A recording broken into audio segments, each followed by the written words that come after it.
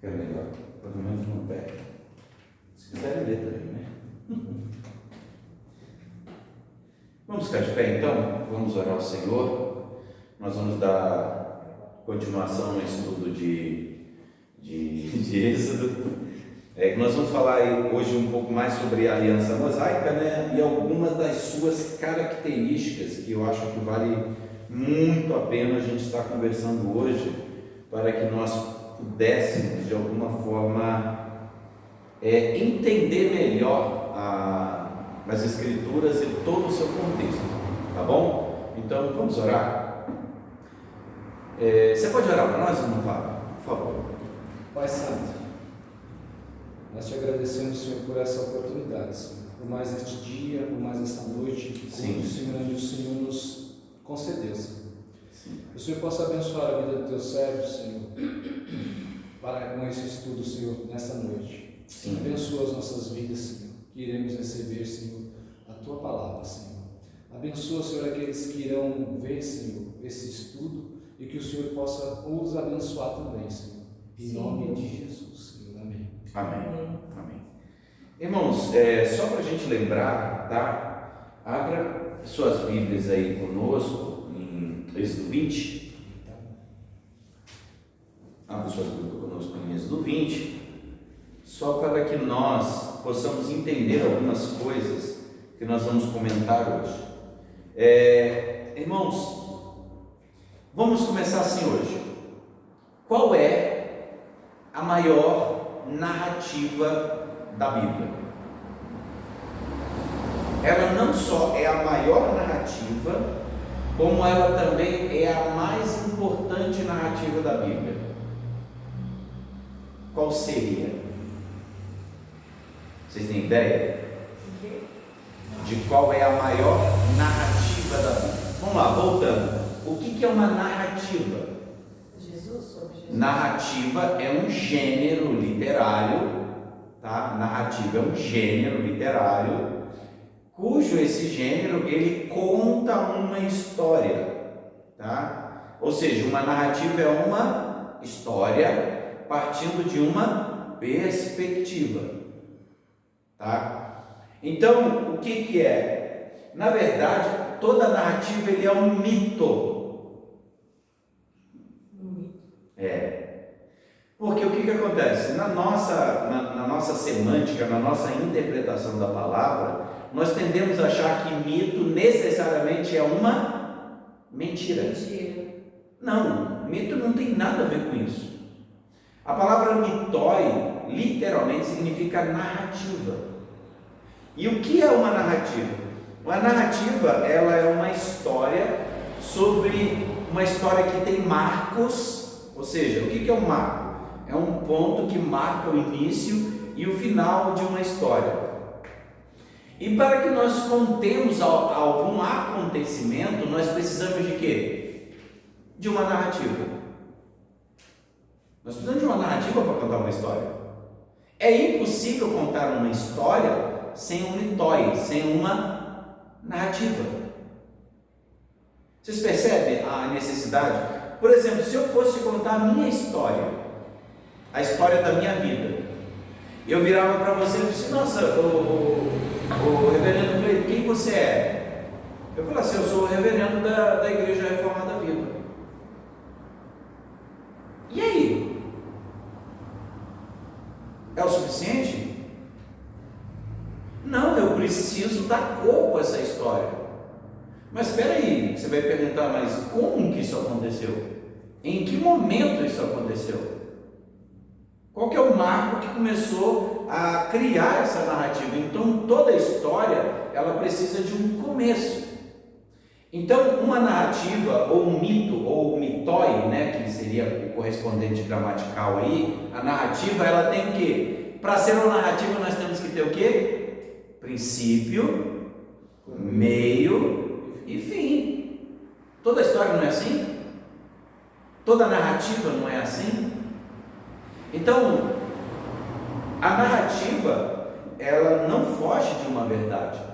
Não importa qual narrativa você conte, mas toda ela parte de um marco real. Ela parte de vários marcos contando ou uma perspectiva da história ou a história em sua globalidade, né? Digamos assim. Porque uma narrativa você não só escolhe, né? O que contar, mas você escolhe também como contar. Vocês percebem isso? Você escolhe como contar. E vocês vão entender o que eu estou querendo dizer com tudo isso. O que acontece? O Êxodo, ele é a maior narrativa da Bíblia. E ela não só é a maior em termos de conteúdo, como também ela é a maior narrativa no sentido de que é a história mais importante contada. Para que vocês entendam tudo isso que eu estou falando, quando nós chegamos em Êxodo 20, nós temos o que? As 10 palavras, ou o decálogo, né, que a gente chama de os 10 mandamentos. Em lugar nenhum na Bíblia nós vamos encontrar essa expressão, tá? Os 10 mandamentos, só para vocês terem uma ideia, tá? Ele é falado como as 10 palavras, ele é conhecido como as 10 leis, então ele é conhecido de várias formas, mas acima de tudo, os 10 mandamentos ele é conhecido como as 10 palavras. Por quê? Porque essas 10 palavras, ela é o resumo, ela é o marco inicial do que vai ser determinado como lei. E ela não só é a lei que expressa a vontade de Deus, mas como ela também é a lei que expressa a identidade do povo de Deus. Vocês percebem isso? Ele não só marca um determinado povo e as leis de um povo, o início das leis do povo, ele também é a marca identitária de um povo. Você percebe o peso disso? Então nós temos um marco, ou seja, um acontecimento absurdamente grande que inicia a narrativa. Agora nós falávamos de um clã, de uma família que chegou ao Egito, e essa família, ela se tornou um grande número, ela se tornou uma nação chamada pelo nome, agora, né, Israel, mas é o povo hebreu. Né? Você percebe um grande povo agora, não é mais um clã, já é uma nação, e toda nação ela tem um marco histórico inicial. Toda nação tem um marco histórico inicial e um grande acontecimento. Por exemplo, quais são os grandes acontecimentos da minha vida? Por exemplo, onde eu conheci a minha esposa e a data que eu conheci a minha esposa. Logo, o meu casamento, ele tem como marco o início de nosso relacionamento. Foi marcado pelo quê? Pelo casamento, um grande marco, um grande rito. E a história de Gênesis é marcada pelo quê? Como que um Deus poderoso elegeu um monte de escravos sem identidade. E como o próprio texto em Êxodo 19 aqui, nós já lemos, ele diz que tirou esse povo de lá nas asas de águia. Vocês percebem isso? Ou seja, de forma abrupta, né? É isso que o texto fala, não fui eu. Agora vocês vão perceber isso no início do diálogo aqui no Êxodo 20, quando ele fala sobre as leis. Ele fala assim: eu sou o teu Deus que te tirei da terra do Egito, da casa da servidão. E esse é o marco inicial da história de Êxodo.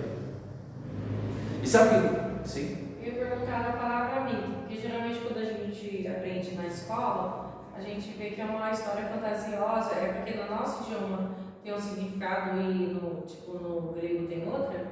Não, na verdade é o professor que ensinou errado. Porque a palavra mito, ela vem do grego mitoi, que significa narrativa. Ela não é necessariamente verdade e ela não é necessariamente mentira. Ela é uma estrutura onde você conta uma história.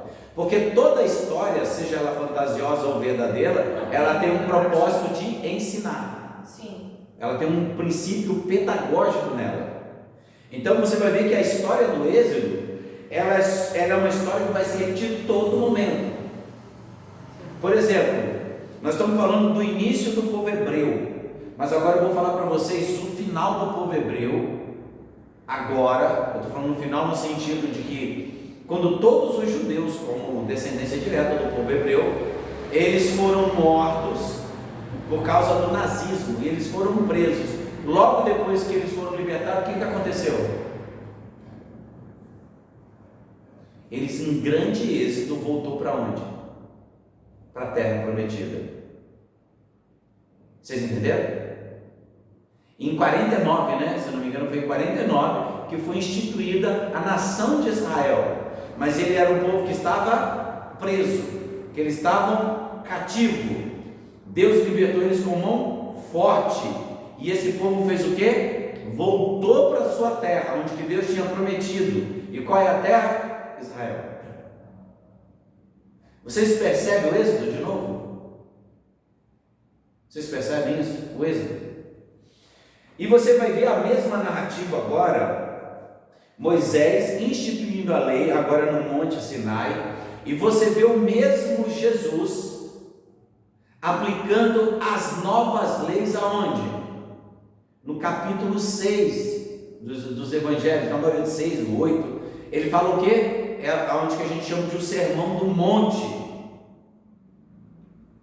Deus institui o Sermão do Monte aos mesmos aspectos de Moisés no Monte Sinai. Moisés ensina a lei. E o que Jesus ensina? O que Jesus ensina? As bem-aventuranças. As bem-aventuranças. São leis. Leis de Deus para o seu povo. Então você vê o mesmo discurso de Êxodo sendo aplicado. E você vai ver várias vezes o povo agora com esse êxodo para a terra prometida, e ele sempre com a mesma estrutura narrativa. Um povo cativo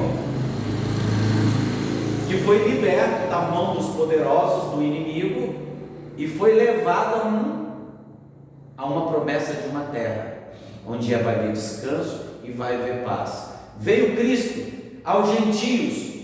É o nosso êxodo. É a mesma estrutura narrativa. Essa estrutura narrativa é a estrutura que vai compor toda a Escritura. Então o que você vai perceber? Jesus, nós estávamos o que? De novo, o povo estava sobre o domínio de Roma. Eles viviam numa cidade onde eles não tinham autonomia. E Deus vai tirar eles do domínio desse povo e vai estabelecer eles numa terra onde emana leite e mel. Apesar de eles já estarem nessa terra, eles não tinham domínio dessa terra, eles não tinham liberdade sobre essa terra. Agora Cristo promete uma terra que vai além dessa, é uma nova Jerusalém. Não é essa promessa antiga, ele promete uma nova Jerusalém que vem da onde? Do céu. Do céu.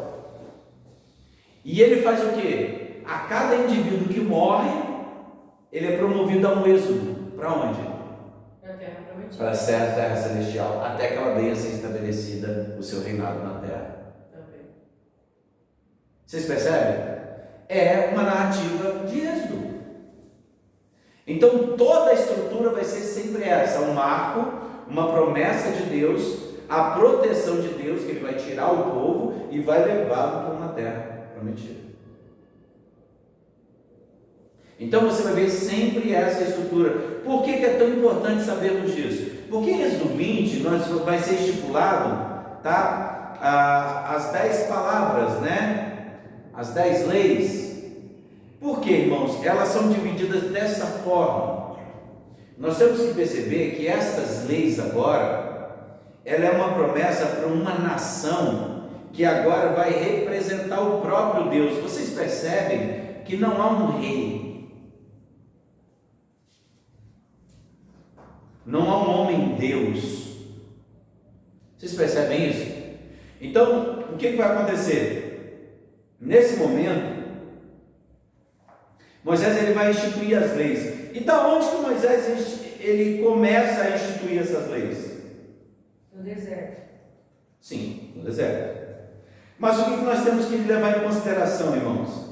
É que essas leis, elas não vêm do nada. Isso significa que Deus, tá? Ele usa Moisés com suas características, com o conhecimento que Moisés tinha e todas as especificidades, né, que a gente fala aí estamos falando na pedagogia, né, meu irmão? Então, por quê? Porque ele tinha aquelas idiosincrasias, aquelas coisas que era só dele, era só de Moisés. Porque quem era o Moisés? Deus deu uma condição para que Moisés fosse instruído aonde? No Egito. Então ele é instruído em todas as línguas e ciências conhecidas da época, em todos os cultos que existiam da época. Não se iludam, não se iludam. Moisés, se talvez ele fosse monolatra, mas no início é muito provável que o próprio Moisés, no início da sua fé, ele não fosse, adivinha o quê? Talvez ele não fosse, eu falei de monolatria. Que cresce só em um Deus. Qual é a crença de um só Deus? Monoteísta. Monoteísta. Então é possível que o próprio Moisés, no início, ele mesmo não fosse. Vocês percebem isso? Sim. Mas Deus usa Moisés em todas as suas características. Então Moisés, ele conhecia toda a cultura. Quando ele foi instituir a lei, aí as pessoas têm essa imaginação, que de repente, irmão, está lá Moisés, orando a Deus, Deus faz assim, ó. Lê aí, Moisés, lê para o povo. Não foi assim, né? Não foi. Para vocês terem Por ideia. isso que ele ficou 40 dias lá no monte? Não, e ele fez 3 subidas. Foi 3 subidas. 3 subidas e 3 descidas. Uma, o povo chegou, ele foi lá, falou com Deus e voltou e falou, e comentou com o povo, ó, Deus falou assim, assim, assim. Daqui a pouco Moisés foi lá, subiu de novo e desceu e falou de novo com o povo. Na terceira descida, na segunda descida que ele chegou lá, Arão estava fazendo o quê? Fez uma representação de Deus, fez um bezerro. Irmãos, mais uma vez, aquele bezerro representava o Deus de Israel, não representava outros deuses, mas era uma representação. E Moisés me desce para a tábua dos 10 mandamentos. O que ele faz quando vê aquilo? Destrói, velho. Ele taca no chão. Na cabeça do Não é cabeça do povo, não. Então, assim, aí o que Moisés tem que fazer? Voltar lá de novo, para Deus escrever na tábua, né? Então vocês percebem o quê? Então, quando Moisés foi estabelecer leis, Moisés tinha alguma coisa em mente. Existia só ali, irmãos, os códigos jurídicos, existiam códigos ali. O mais famoso, como eu disse na aula passada, era qual? O Hammurabi, né? Os códigos de Hammurabi. Nós ainda temos uma cópia aí, e temos cópia também de outros. Mas, por exemplo, o código de Ur-Mammu, ele é do século 21 a.C. Vocês percebem? Ainda tinha o outro código, tá? Que era o código de Lipt-Ishtar, que é do século 19. Nós temos o código de Eshnunna, que é do século 18. Nós temos o código de Hammurabi, que nós estamos falando de 1800 anos antes de Cristo. O código das leis dos hititas antigos, tá? Também nós temos esses códigos, são bem... E o código de leis do Império Assírio, que é cerca de 1200 antes de Cristo. Então Moisés, de certa forma, ele conhecia todos esses códigos de leis. Só que essas leis eram imperfeitas. Por quê? Porque elas eram baseadas em princípios que não o da vontade de Deus. Então, o que nós conseguimos, tá? As 10 palavras, mais uma vez, tá, irmãos? Então, sabe a palavra dos 10 mandamentos? Não existe essa palavra. Tá? Não existe nenhuma expressão em toda a Escritura que fala dos 10 mandamentos. As 10 palavras? São as 10 palavras. O texto é chamado de as 10 palavras. É estranho, né? Entendeu? E outra coisa, irmãos, antes de nós darmos início a isso, eu queria comentar mais uma coisa. O que divide as igrejas hoje era o que dividia os judaísmos em sua origem? Você sabe qual que é? O quê? Existe um assunto que dividia os judaísmos antigos e é o mesmo motivo que divide hoje as igrejas que nós conhecemos, as denominações. É a mesma coisa que aconteceu com eles, acontece com o movimento cristão, judaico-cristão.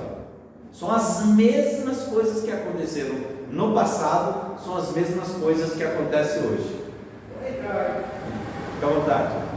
Então, as mesmas dúvidas acerca do que aconteceu antes são as mesmas dúvidas que aconteciam no momento antigo também. Então o que nós percebemos?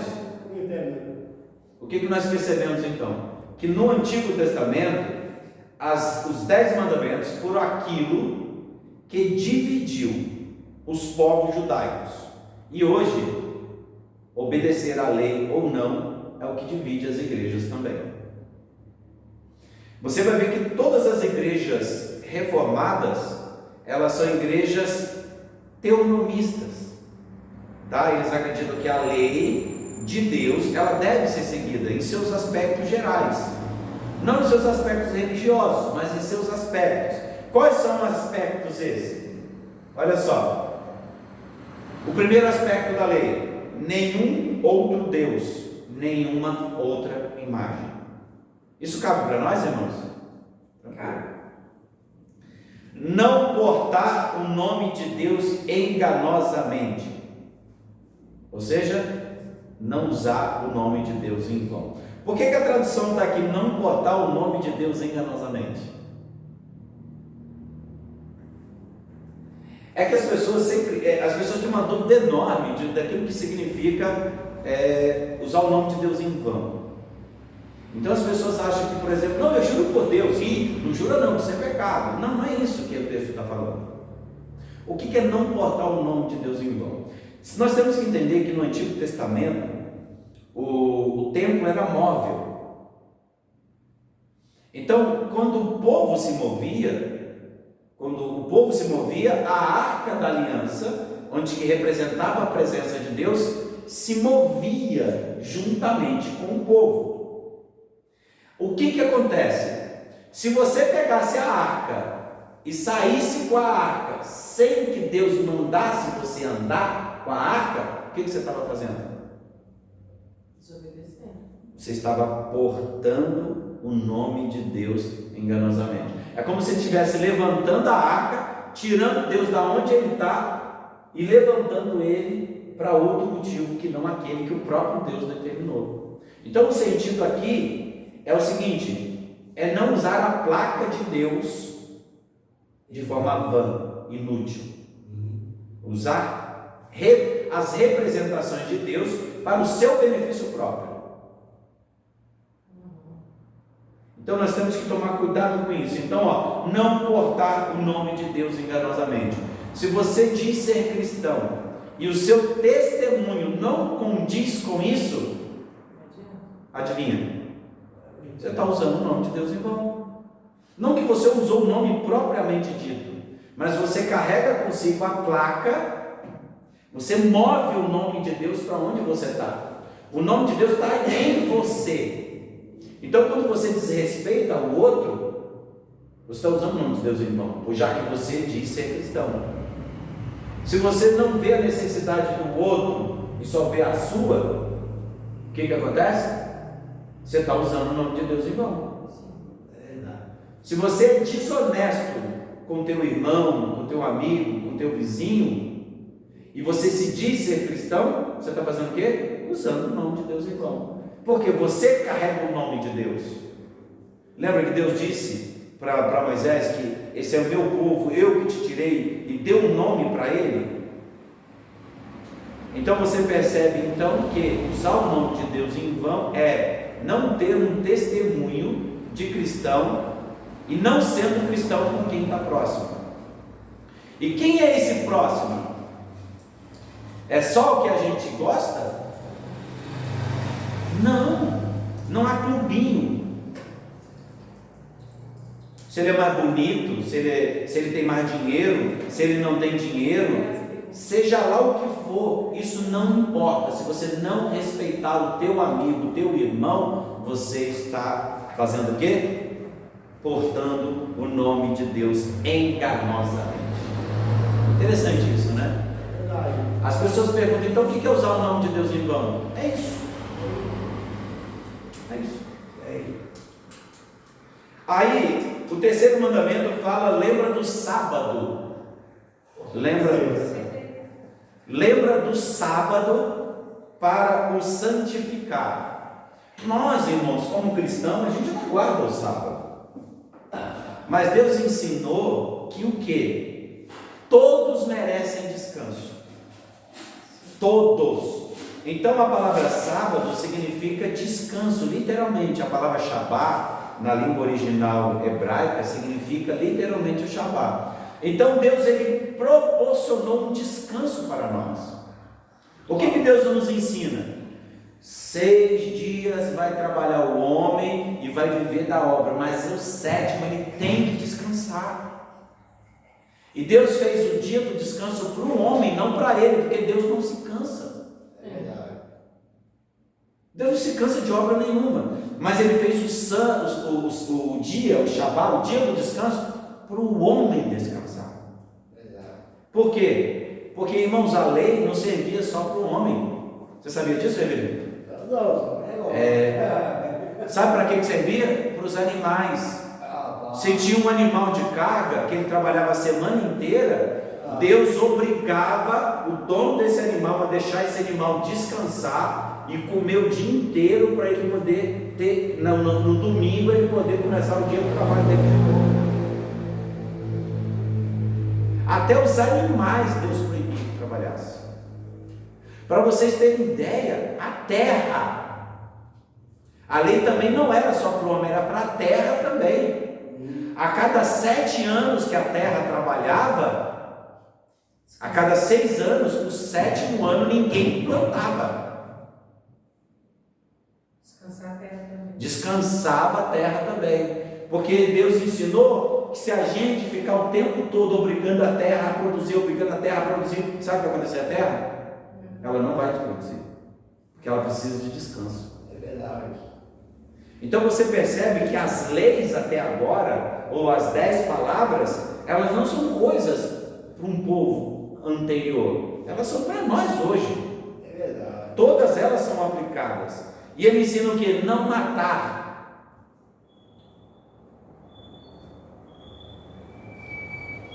Desculpa, eu pulei, tá? Mas aqui a quarta lei é honrar os pais. Irmãos, essa lei para nós, na minha época, honrar os pais era um negócio assim que ou você honrava ou você honrava. Você tinha essas duas opções, senão o pau quebrava, não tinha conversa. Mas o que acontece? A sociedade mudou e as formas de relacionamento também mudaram. Só que Deus não mudou e nem as leis dele também mudou. Amém. Então isso significa que o filho deve honrar os seus pais, independente de quem seu pai seja ou de quem a sua mãe seja, não interessa.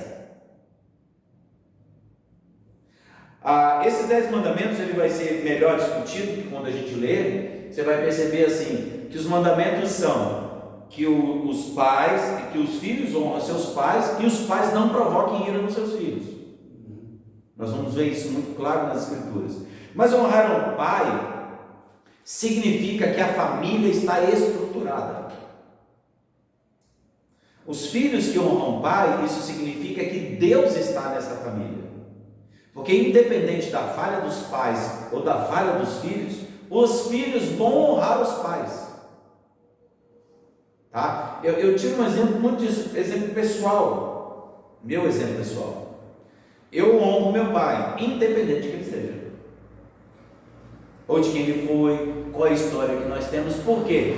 Porque esse mandamento, irmãos, não é um mandamento para o meu pai. Esse mandamento é para Deus. porque foi Deus que determinou. Então, se meu pai merece ser honrado, isso já é uma outra conversa. Se minha mãe merece ser honrada, isso é uma outra conversa. Mas a minha obrigação como filho, como cristão, é o quê? Honrar meus pais. Ah, mas meu pai é isso, minha mãe é aquilo. Não me interessa quem seja, que a Bíblia ensina. Irmãos, e hoje nós sabemos muito bem disso. Estou falando na psicologia, na psicanálise. Não adianta. Se existe uma pessoa que ninguém vai conseguir correr, vai ser os pais. Você pode negar os seus pais a vida inteira, mas em algum momento você vai ter que ter um contato com ele, você vai encontrar com ele, e alguma coisa vai acontecer. Porque os filhos vão buscar seus pais. Não tem jeito. Uma hora ou outra isso acontece. Então, nós percebemos o quê? Que Deus, ele tem leis que são universais. E é o nosso papel, tá? Gente, o que é honrar? É que a gente não pode confundir as coisas, tá? Vamos definir o que é honrar, tá? Honrar é se encontrar, conversar, respeitar. Se possível for, se estiver passando alguma necessidade, você puder ajudar, ajudar. Honrar é não falar mal. Merece falar mal? Merece. Mas esquece o mal que merece e lembra da sua obrigação de falar o bem. O que é honrar alguém? É atribuir valores a esse indivíduo. E às vezes, esse indivíduo não tem esse valor que você vai dar para ele. Verdade. Um rei, a gente honra o rei, mas a gente sabe que um rei vacila. Vocês percebem isso? Mas o que Deus está querendo dizer? Que nós devemos o quê? Honrar. Esse é o papel. Pronto. Isso não está em discussão. Segundo, quinto ponto, irmãos, não matar. Não matar. Vamos para uma tradução aqui bem assim, né? Na verdade é não assassinarás. Por quê? Porque o próprio Deus mandou matar. Inclusive o filho que não honra o pai, que é pecador impenitente, ou seja, aquele filho terrível, que apronta, que faz um monte de coisa, na lei do Antigo Testamento era para pegar esse filho, colocar no meio da arraial e matar ele na pedra. Chamava lapidação. Pena capital, matar na pedrada. Por quê? Porque eu não te falo de pecar, irmãos, é pecar mesmo. Às vezes é um cara que cometia assassinato, roubava, era um indivíduo criminoso. Então, esse filho, ele era arrastado no meio e ele era lapidado no meio do povo, para servir de exemplo. A lapidação ali era... Olha, vocês percebem que o filho impenitente, aquele que peca contra a família e peca contra o pai, ele era arrastado e era morto. Mas o cara que roubava não era morto. Ou seja, desrespeitar o pai e desonrar o pai era a mesma coisa que o quê? Deteriorar a imagem de Deus. Vocês percebem isso? Que loucura! Um filho que pecava contra os pais era um pecador impenitente, fazia coisa, ou batia nos pais, ou deixava os pais morrerem de fome, ou não honrava eles, ou cometia algum crime em relação aos pais. Ele era trazido para o meio do arraial e ele era apedrejado. Agora o ladrão não era. O ladrão ele tinha que fazer o quê? Tinha que pagar o que ele roubou. E se ele não tinha como pagar, o que fazer com ele? Ele virava escravo até pagar. Mas enquanto ele era escravo, ele era alimentado, ele era protegido e a família dele também.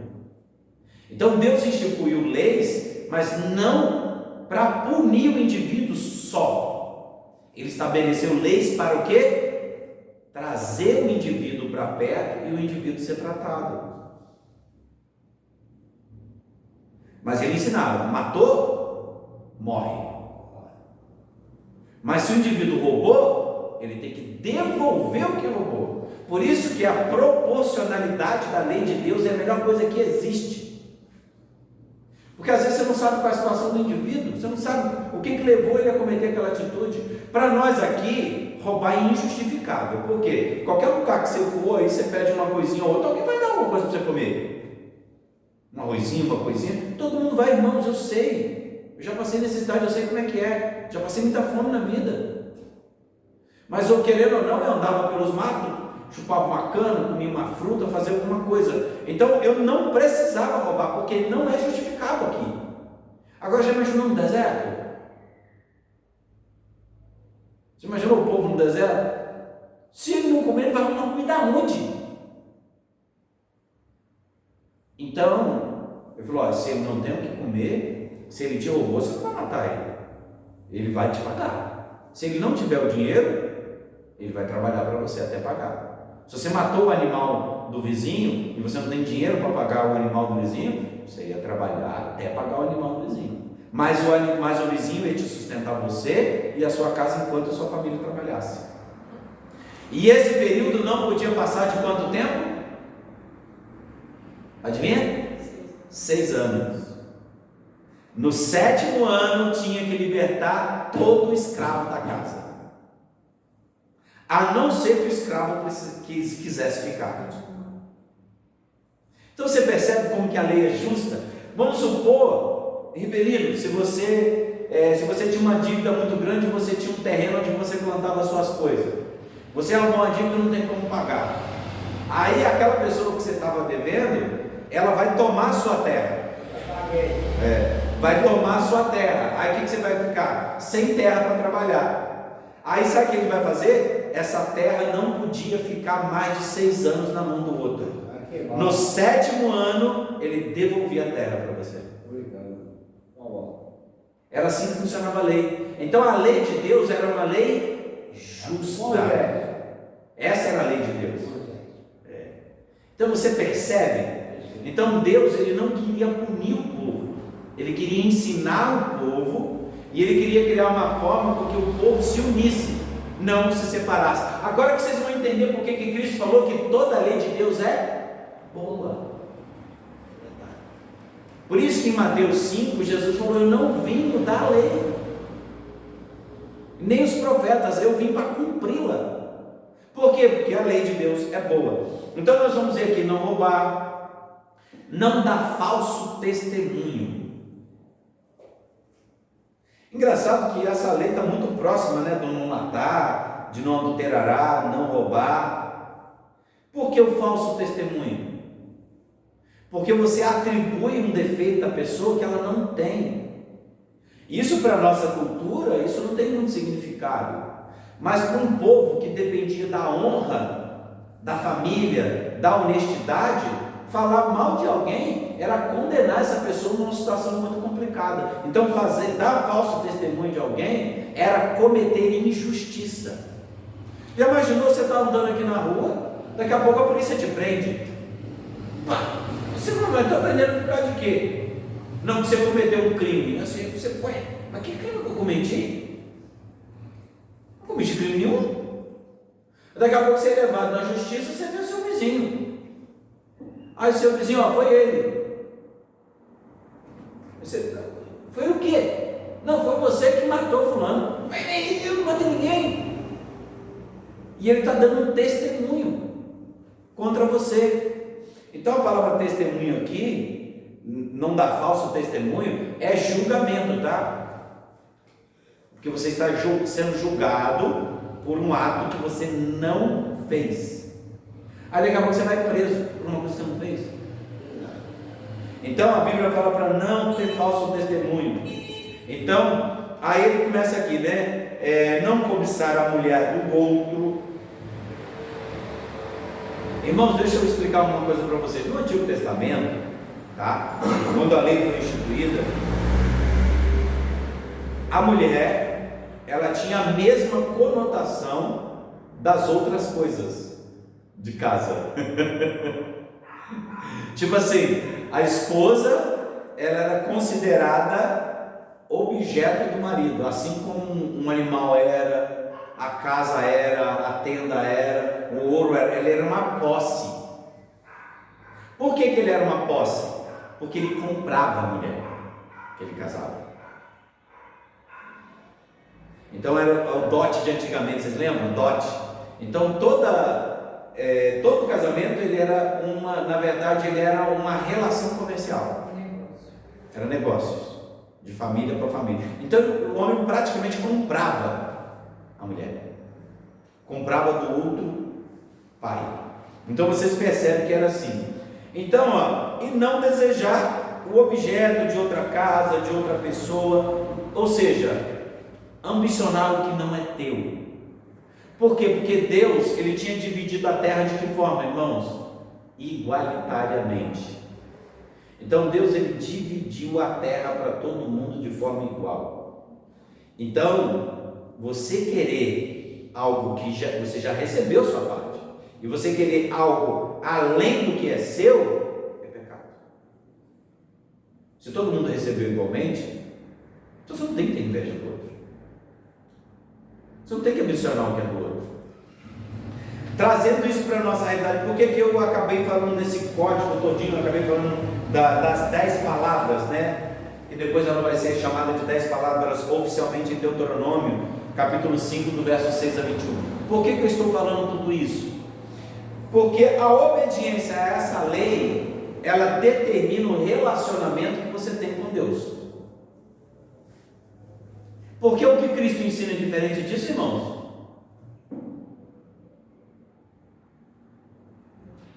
Aí, o que você na sua mente, na mente secular, na nossa mente hoje, ocidental, do povo que nós estamos vivendo, você fala assim, não, o Antigo Testamento é o Antigo Testamento, o Novo Testamento é o Novo Testamento. A pergunta que eu faço é, da onde que você tirou isso? Porque o que nós temos que entender? Que todas as escrituras do Antigo Testamento, ela é estrutura base para apontar Cristo Jesus. Tudo que Cristo está aqui no Antigo Testamento. Aquilo que nós chamamos de Antigo Testamento, que é o Primeiro Testamento, essa palavra Antigo Testamento, ela não existe em lugar nenhum na Bíblia. Quando a gente fala Antigo Testamento, não tem isso, nenhuma palavra dessa. Tem sim um outro testamento, e o apóstolo Paulo chama de a velha aliança, fazendo menção justamente a quem? Moisés, ou a antiga aliança. Mas isso só vai acontecer uma vez, tá? Em 2 Coríntios, verso 3, capítulo 3, verso 14. Vai ser a primeira vez que o apóstolo Paulo vai chamar o Novo Testamento, que nós conhecemos como Novo Testamento, de Novo Testamento. Mas o que é o Novo Testamento?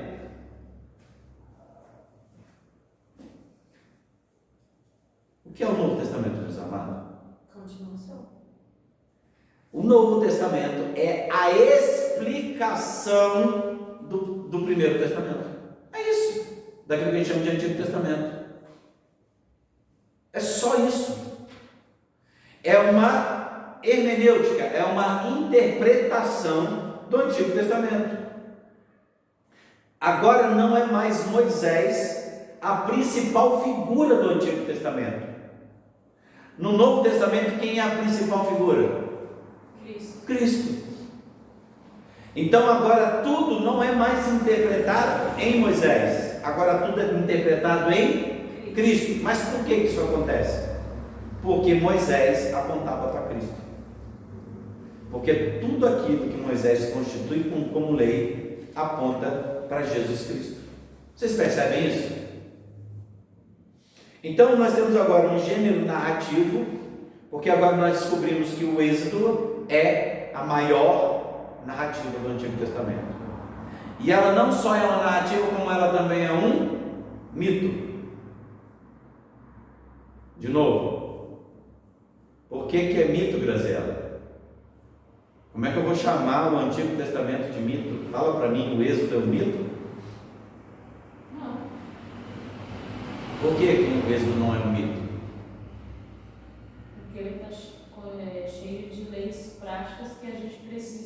no dia a dia. Então não pode ser um mito. Então, essa que é a grande questão que nós falamos aqui no início. Qual que é a questão? A palavra mitói significa literalmente narrativa. Ela não fala de se é verdade ou se é mentira, ou não fala disso. Ou seja, o que é uma narrativa? É um jeito de contar uma história. Isso significa que a palavra mitói, ela significa que ela tem começo, meio e fim. Então todo mito, a palavra mito, toda ideia de mito que as pessoas têm, elas acham que mito é uma história que não é verdade, é uma história inverídica. Não é isso. A palavra mito, a palavra mitói, de sua origem grega, significa narrativa. E o que é uma narrativa? É contar uma história. E para se contar a história nós precisamos do quê? De um início, um marco inicial. Nós precisamos do meio e precisamos de um fim. Vocês percebem essa narrativa? Então essa narrativa inicia-se em Moisés e termina onde? Em Jesus Cristo. Mas como que eu posso dizer, fazer todas essas afirmações que os irmãos acabaram de confirmar comigo? Como? Leia Hebreus. Hebreus fala que Cristo é a concretização de Moisés, porque Cristo é mais excelente que Moisés. Está em tudo em Hebreus. Só ler de 5 a 9, capítulo 5 até o capítulo 9. Hebreus fala esse o tempo todo. Porque agora nós temos o quê? As leis que Deus estabelece para uma nação. Que nação é essa? É uma nação que vai carregar o nome de Deus. Por isso que ele chama a nação de sacerdotes, povo eleito, né? Povo adquirido, raça eleita, nação santa e sacerdote. Ela é santa por quê? Não por aversão uma coisa ou outra. Ela é santa porque a palavra santo significa separado. Ela é uma nação diferente das outras. Suas leis são diferentes das outras e esse povo age diferente dos outros. O povo, se você pisasse o pé de um incrédulo, ele te dava um tiro, né? Ele te dava uma facada, matava você. Se você xingasse ele te matava. A desproporcionalidade. Agora o povo cristão, ele tem leis. Ele segue as leis de Deus. Ele não age malucadamente. Por quê? Porque eles são um povo separado. Sacerdote por quê? Raça eleita por quê, irmãos? Oi? Escolhidos de Deus. Porque literalmente ele pegou uma raça mesmo. Uma etnia, um povo de uma nacionalidade específica. Na verdade, esse povo nem era nação. Deus fez dele uma nação, que até então era o povo hebreu. Então Deus pegou uma família gigante, né, que ficou, né, a promessa que foi feita a Abraão de que essa nação ia ser tão grande quanto a areia do mar, e é. Você pode ver que não existe um lugar na terra que não tenha um judeu. Vocês sabiam que o Nordeste inteiro, a maioria do nordestino é tudo descendência judaica? Sim. Vocês sabiam que a maioria aqui do Rio Grande do Sul são tudo descendência judaica? Irmãos, Rio de Janeiro, Bahia. Então, só que não são os hispânicos judeus, por isso que eles têm aquelas cabeças, são pequenininhos, sem pescoço. Aí você vai ver o pessoal do Piauí, do Ceará, eles são descendentes espanhol, mas judeu espanhol. Vocês percebem isso? Aí tem judeus, por exemplo, que vêm da parte da Alemanha, que veio fugido das perseguições e tal, e eles vieram para cá mais ao sul, também de tradição judaica. Então você vê, o povo está espalhado por tudo que era nação, toda a nação. Por quê? Porque Deus escolheu esse povo. Por que Deus escolheu esse povo? Porque eles eram melhores? Porque eles eram mais sábios? Porque eles eram mais fiéis? Não. Deus escolheu porque Ele quis. E Ele disse isso. Eu escolhi vocês porque eu quis. Vocês percebem isso? Deus escolheu uma nação, e Ele não escolheu uma grande nação, Ele escolheu um bando de escravos. E agora Ele está dando lei, e está reestruturando essa lei para que esses homens não se comportem como bárbaros. Irmãos, a lei de Deus é aquilo que controla a maldade no mundo. Vocês percebem isso? É isso, gente. É isso que nós temos que perceber, tá? Então, olha só, as 10 palavras, depois das 10 palavras vem, sabe o que? Os julgamentos. Então, ou seja, o decálogo, os 10 mandamentos que a gente conhece, ele é conhecido como as 10 palavras. Mas logo depois vem os julgamentos. O que são os julgamentos, irmãos? São as leis. Porque até então vocês percebem que os 10 mandamentos Deus só fala: não faça isso, não faça isso, não faça isso, não faça isso e não faça isso. Ele não explica nada, ele só fala: não faça. Mas a partir daí da lei, vocês vão perceber isso agora, desde do capítulo 21 ao 23 de Êxodo, capítulo, tá? Do 21 ao 23, que vocês leram comigo na quinta-feira passada, vocês me acompanharam, ele vai dispor a lei, e a lei com seus julgamentos. Quer ver? Abre aí comigo aí 21, só para vocês terem uma ideia. Êxodo 21. É. Não sei o que eu acho. Êxodo 21. É o terceiro livro da Bíblia, gente? É isso? Segundo. Não, é lá no começo. Comecinho. Ó, então eu vou ler, tá? Só me acompanhe na leitura, não tem problema não, só ouça. 21. Tá? Ó, 21, está escrito assim. Ele começa assim: são estes os estatutos que lhes proporás. Gente, o que é um estatuto? Regras, combinados, leis. Engraçado que o estatuto é tudo isso, né? Porque o estatuto ele visa proteger o direito de todo mundo e ao mesmo tempo os deveres de todo mundo. Todo mundo acha que só tem direitos, mas esquece dos deveres. Então, quando Deus lhe falou: vou te propor um estatuto, ou seja, isso que nós chamamos de os julgamentos. Por que são os julgamentos? Porque ele procede de uma conduta que desobedece a alguma coisa. Você é julgado quando? Quando você desobedece. Então ele propôs esses estatutos. Ele começa assim, ó: se comprares um escravo hebreu, 6 anos servirá, mas o 7º sairá livre, fogo. Ou seja, sai livre e de graça. Ele não tem que te pagar nada. Foi aquilo que eu conversei com vocês.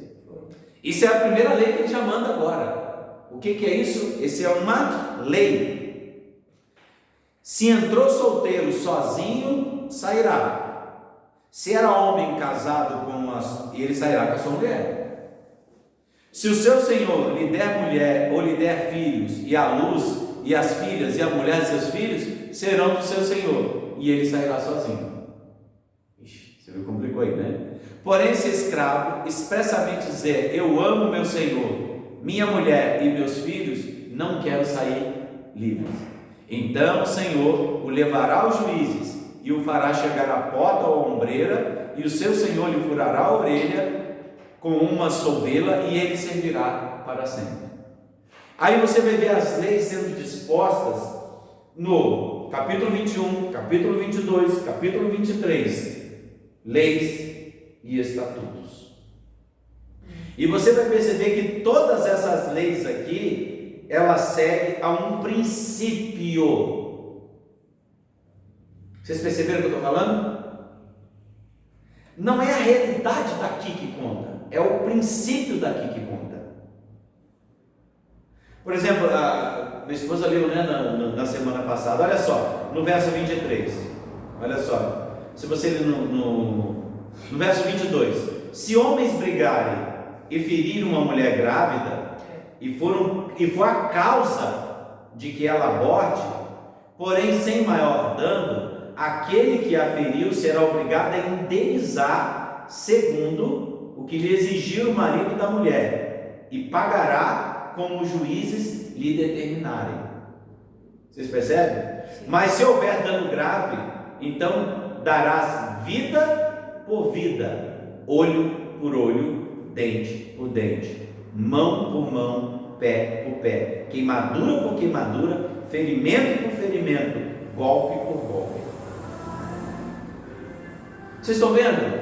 É um princípio de equidade, é um princípio de equilíbrio. Se você matasse, você morria. Ponto. Se fosse sem querer, você ainda tinha uma alternativa: fugir para a cidade de refúgio e ficar lá. Senão o vingador tinha direito de te matar e ninguém poderia impedir ele de fazer isso. Ou seja, leis justas. Olha só, gente, no verso 27. E se com violência fizer cair um dente do seu escravo ou da sua escrava, você vai deixar ele forro pelo dente. Não sei se vocês perceberam o que o texto está querendo dizer, é que até você como escravo, quando você devia alguém, você era escravo, você estava vivendo para pagar a sua dívida, esse indivíduo não podia ser tratado mal, não poderia ser tratado com violência. E se ele cometesse alguma violência com esse homem, o que aconteceria? Ele podia ir embora, pela lei. Vocês viram como que a lei é justa? Ela não está ali para fazer a pessoa, sabe, caiu o seu bonezinho. Caiu o seu bonezinho. Tá certo. Então você percebe o quê? Que as leis eram justas, elas não eram punitivas, elas eram educativas. Mas, se fosse por violência também, você ia morrer. Vocês percebem, gente, que coisa mais magnífica a lei? Aí você vendo esse princípio da lei aqui, você vai ver, né? Você vai ver aqui no capítulo 23, logo no primeiro verso: não espalharás notícias falsas, e nem darás mão ao ímpio para serem testemunha maldosa. Gente, tem coisa mais atual que isso aqui? Deus fazendo um convite à honestidade. Então, essas leis aqui, elas são para serem obedecidas ou não? Vocês percebem? Porque a vida inteira o que nós dissemos? A vida inteira o que a gente faz? Os 10 mandamentos tudo bem, mas nenhuma lei serve para mim. Oxe, como que não? Você não vai seguir ela dentro desse contexto. Nós não falamos de leis antigas, porque ela tem algumas questões que são muito práticas, né? Muito pessoal. Por exemplo, não vai dar para você matar uma feiticeira. Está aqui no verso 22, 17.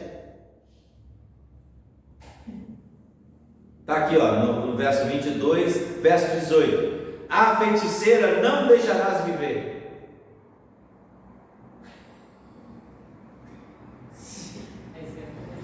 Não dá, né, irmão? Não dá. Aí você fala assim: poxa vida, então quer dizer que se um povo visse uma feiticeira que estava lá mexendo com seus copinhos d'água, fazendo simpatia, era para pegar e matar? É que vocês não sabem, mas o contexto, as feiticeiras aqui, elas sacrificavam crianças, irmãos. As feiticeiras aqui é do povo em redor, dos jebuseus, dos heteus, daquele povo, dos cananeus, aquele povo que está em volta, povo que matava criança, povo que sacrificava pessoas vivas. Então, se você matasse uma feiticeira, você só estava exercendo justiça, porque essa mulher com certeza já matou uma criança, já matou pessoas, já fez sacrifícios. Então, não é maldade. Nossa, como que Deus era maldoso, não podia haver um despacho na esquina que já podia matar. Não tem nenhuma associação com os cultos afro-brasileiros. Esses assim chamados feiticeiros aqui no Brasil não tem nenhuma associação com esse tipo de coisa. Aqui nós estamos falando de assassinos. Os feiticeiros eram assassinos. Não tem nada a ver com a religião africana. Não tem nada a ver com isso. Mas tinha um nível, por causa daquelas bruxas, das mulheres, por ser mais bonita, por fazer Não, isso é tudo interpretação errada das escrituras. É uma interpretação errada. Equivocada. Não tem nada a ver com isso. No nome da igreja matavam-se muitas Isso, porque houve uma época em qualquer mulher, se fosse bonita demais, feia demais, atraente demais, a flor dela. se ela tivesse uma marca de nascença, a Inquisição Católica mandava matar feiticeira. Qualquer motivo. Matar a mulher, deixa eu falar. Não, e a lei de Deus a respeito da feiticeira é esse contexto. É o contexto do Oriente Próximo. E essas mulheres feiticeiras mesmo viviam em função disso, desse tipo de coisa horrível. Tem nada a ver com religião afro ou qualquer relação com ela. Tá? Para começo de conversa, os despachos eles têm duas funções, tá? Falando dos cultos africanos. Antigamente era alimentar os negros que estavam fugindo, por isso que tinha farinha, cachaça e alguma comida cozida. Por quê? Porque os negros que estavam fugindo dos quilombos ou de qualquer outra fazenda, eles passavam e comiam aquilo ali. Era comida para eles. Aquilo não era um feitiço para deixar ali para a entidade comer, não. Não era essa a função. Hoje é, né? Hoje é. Hoje a função é só ritualística. Mas antes era uma função ritualística, mas ao mesmo tempo a comida era para benefício daquele que fosse passar e comer. Então qualquer um podia comer dessas oferendas. Ela tinha dois propósitos. Era o propósito de adorar a entidade que eles adoravam como Deus, que nós sabemos que todos os deuses são falsos, mas ao mesmo tempo era para ajudar o próximo. Ele tinha essa dupla função. Por que, irmãos, isso é tão importante saber? Porque os sacrifícios do templo eram a mesma coisa. Você ia lá, oferecia um bicho para ser morto no templo. Vocês achavam que o sacerdote fazia com aquelas carnes? Era o órfão, era a viúva, era o estrangeiro que comia. E a maior parte de todas as oferendas, a própria família que ofereceu comia junto com o sacerdote, na mesa. Não era muito diferente dos outros cultos, a não ser esses da feiticeira, né, que matavam pessoas.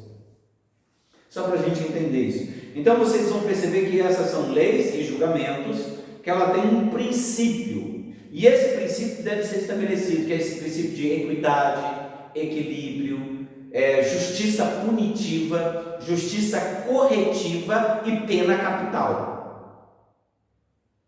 A morte era permitida, mas ela era permitida dentro do contexto das assim chamadas os julgamentos. Irmãos, em Êxodo 24, nós vamos agora sim às cerimônias de ratificação da aliança. É aqui que mora o problema. Então o que as pessoas fazem? Essas leis do capítulo 24, as pessoas falam, a gente não obedece lei nenhuma porque a nossa vida é em Cristo. Não, se for as leis cerimoniais, da cerimônia, eu concordo com você. Mas essas leis que nós acabamos de ler, não. Os princípios delas são aplicados até hoje. Você sabe por que a nossa justiça é injusta? Porque ela não aplica a lei de Deus. Porque se ela aplicasse a lei de Deus, imagina se alguém roubasse e a pena dele era trabalhar para você até pagar a conta se ele não tivesse condição. Irmãos, as pessoas pobres não iam mais se justificarem. Eu roubei porque eu sou pobre. Não, você roubou porque você se vergonha. A sociedade não te deve absolutamente nada. Por quê? Porque Deus era um Deus de equilíbrio. Ele respeitava as propriedades particulares, ele respeitava as famílias de forma particular. Então toda vez que você vê um comunista dizer que Jesus Cristo era comunista, manda ele estudar a Bíblia antes de falar bobeira. Tá? Porque a lei da propriedade privada era respeitada. Deus, ele dava terra para todo mundo, mas a propriedade de todo mundo era respeitada, a família de todo mundo era respeitada, e tinha as leis bem simples: aquele que invadisse a terra à noite, no intuito de roubar, você matava ele e ninguém ia requerer nada de você. Êxodo 22. Aqui vocês não leram, né? Mas eu estou falando das leis. Aí você vê que o princípio ainda continua sendo aplicado. Então agora nós temos as cerimônias de ratificação da aliança. Agora nós vamos falar de quê? Das leis do povo de Levi. Da casa de Levi agora. Porque são leis de cerimônias de ratificação da aliança. Ó, 24:1. Disse também Deus a Moisés: sobe ao Senhor. Olha, Deus falando com ele mesmo, né? Deus falando para Moisés: sobe até mim, né? Tu, Arão, Nadab e Abiú. Nós temos aqui os dois primeiros sacerdotes, Nadab e Abiú, tá? E 70 dos anciãos de Israel, e adorai de longe. Aí Deus ele coloca um limite, tá? Deus ele chama em particular Arão, Nadab e Abiú. E os 70 anciãos, que a tradução da palavra é presbítero, tá? Ou seja, é aquele povo que era considerado o povo mais sábio, era um povo que orientava a nação. Então temos aqui 70. Jesus fez isso também, né? Ele separou 70 também. Vocês entenderam que é a mesma narrativa? Que a irmã não estava aqui, não tinha chegado ainda, mas eu estava explicando que toda a narrativa do Êxodo é a narrativa da Bíblia toda. Então, nós temos o Êxodo aqui, nós temos o nosso próprio Êxodo, nós temos Êxodo aqui do século XIX, do próprio povo judeu. Eles também tiveram Êxodo, também foram libertados, cativos, e eles fundaram uma nação, é a própria nação que é Naamã e Etmel, e no final nós também estamos vivendo o Êxodo. Por quê? Porque nós vamos até a Canaã celestial e a Canaã que vem dos céus. Porque Cristo também nos tirou com mão poderosa da nossa escravidão do pecado. Então o Êxodo ele sempre se repete. Então nós temos as cerimônias aqui. Então Deus ele veio Moisés e referiu ao povo todas as palavras do Senhor e todos os estatutos. Então todo o povo respondeu isso em uma só voz: tudo o que o Senhor falou, faremos. Ou seja, Deus estipulou as leis, depois Deus estipulou os julgamentos, né, as 10 palavras, Ele estipulou os julgamentos. O que Deus fez primeiro, irmãos? Primeiro Deus orientou, agora Deus vai cobrar. As 10 palavras é o resumo de toda a lei. Vocês entendem agora? Então essas 10 palavras, literalmente as 10 palavras, eles gravavam na mente. Então qualquer um sabia da lei a partir do momento que gravava as 10 palavras. E a observância dessas palavras é que dividiu vários tipos de povos, irmãos. Vários tipos de povos. Ou seja, vários tipos de judaísmo posteriormente. Aí você vai ver os judeus mais helenizados, eles vão ter uma interpretação do Antigo Testamento. Aí você vai ver os judeus mais da raiz semítica mesmo, eles também com outro tipo de judaísmo. Aí você vai ver os judeus do Oriente, da Síria, daquelas outras regiões da Turquia, eles também vão ter outra interpretação. E a partir do mesmo livro da lei vai sair qual outro? O islamismo. O islamismo também é uma interpretação do Antigo Testamento. Até o islamismo. Mas aí eles têm outro livro, né? Que é o Corão. Mas eles consideram todo o Antigo Testamento, a lei de Moisés, no mesmo nível do Alcorão. Inclusive eles acreditam em Jesus, tá? Só para vocês terem uma ideia. Acredita como um Messias, acredita como um grande mestre, eles acreditam também. Eles acreditam que vão ver o Messias, eles têm o Messias também. Tá? Então aí vocês vão perceber que a partir desse tipo de interpretação das Escrituras, vai surgir outros livros. Quais são os livros? A Mishnah, o Talmud, entendeu? A Suna, que é uma interpretação também. Então você vai ver várias leis tiradas daqui. Por isso que eu disse, irmãos, é desse texto aqui de Êxodo que surge todas as divisões daquilo que nós chamamos de cristianismo judaico-cristão. E hoje, qual é a diferença dos neopentecostais, dos pentecostais e dos reformados? A interpretação da lei. Um reformado, ele é pactualista. E qual é a interpretação que ele tem das escrituras? Que a escritura é uma coisa só. Irmão, se tirar o Novo Testamento inteirinho, só colocar os evangelhos, a gente vai interpretar a Bíblia do mesmo jeito. Tira todas as cartas de Paulo, tira tudo, deixa só o Evangelho e o Antigo Testamento. Você vai chegar às mesmas conclusões. Vocês percebem o que eu estou querendo dizer? Porque antigamente era a lei, agora é a graça. Não, sempre foi a graça. Porque as leis, elas foram estipuladas para controlar a maldade.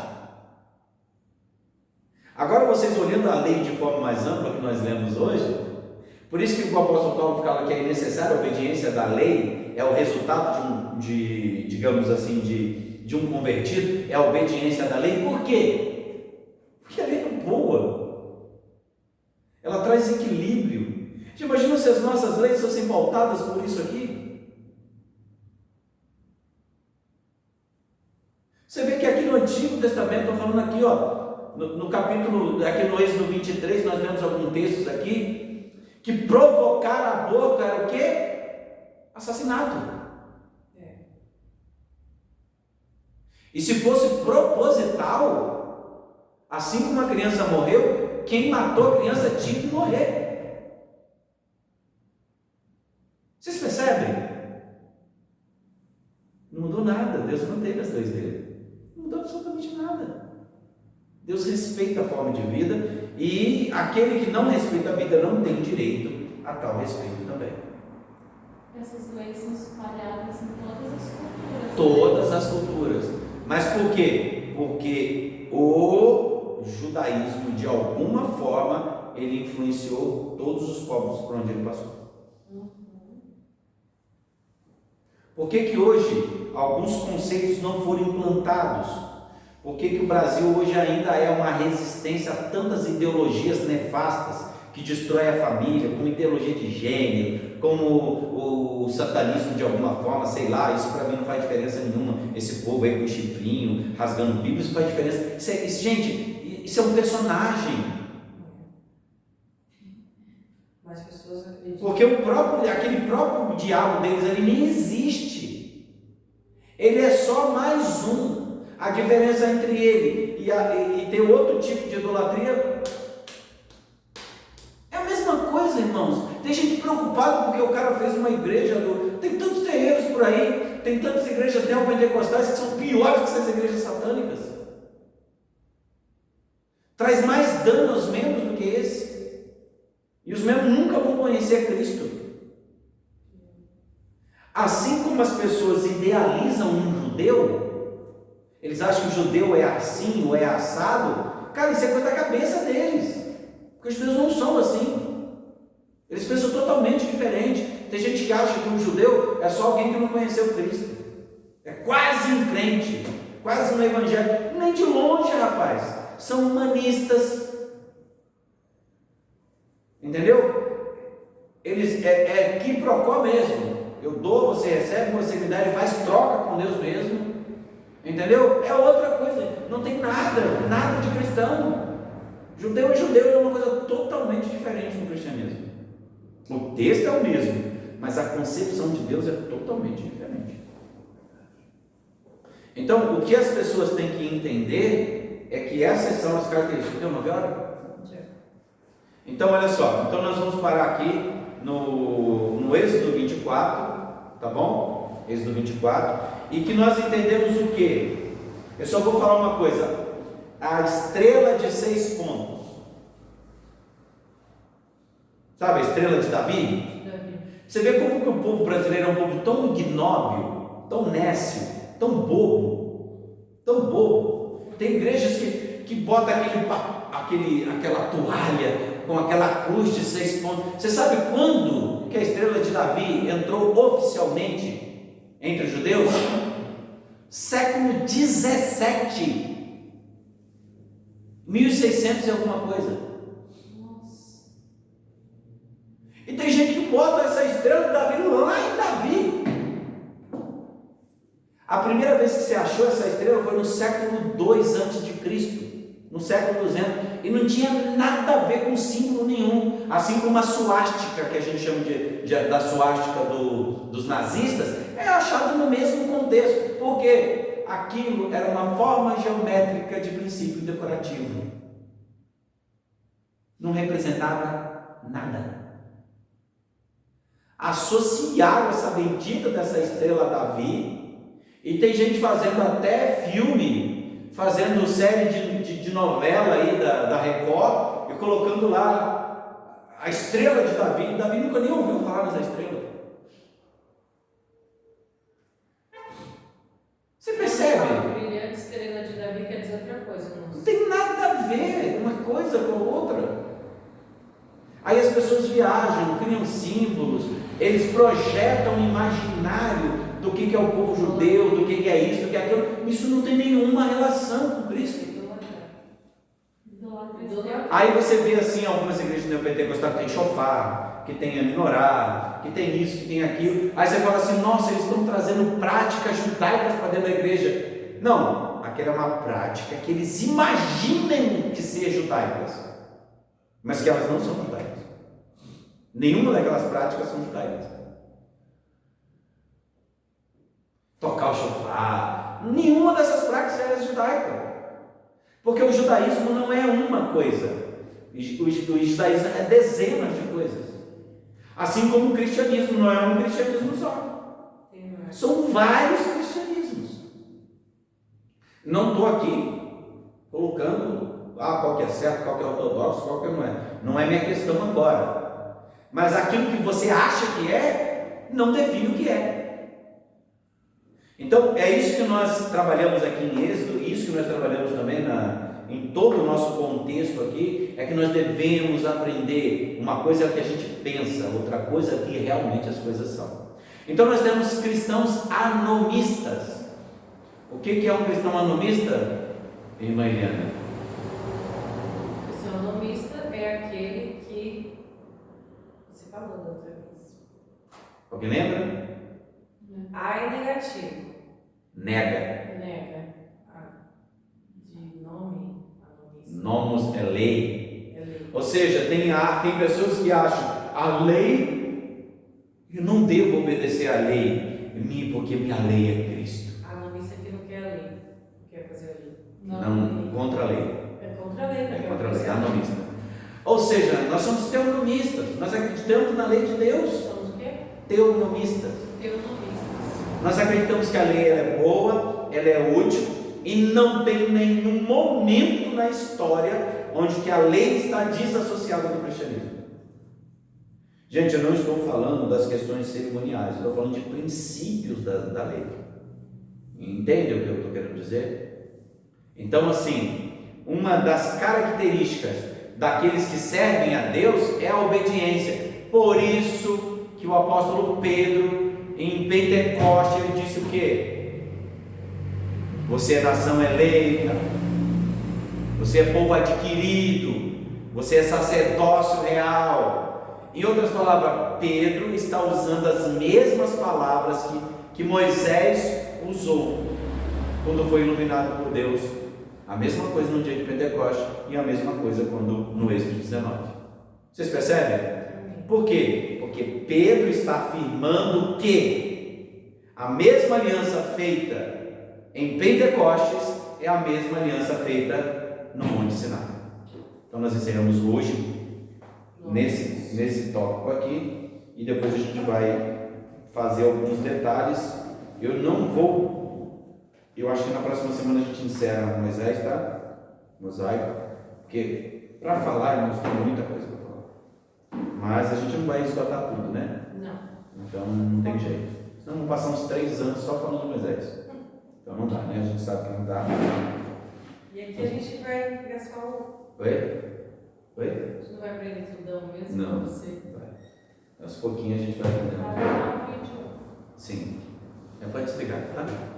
Vamos orar? Vamos agradecer a Deus por tudo que Deus tem feito. Oi? Então vamos só orar mesmo para agradecer.